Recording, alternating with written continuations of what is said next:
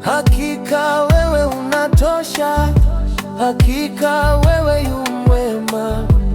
Baba wa mbinguni, hakuna kama wewe.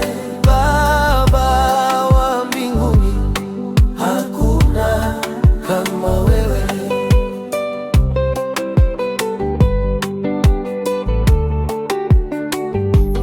Ulimuleta mwanao azichukue dhambi zetu, naye akafa msalabani. Hakika wewe ni wa ajabu.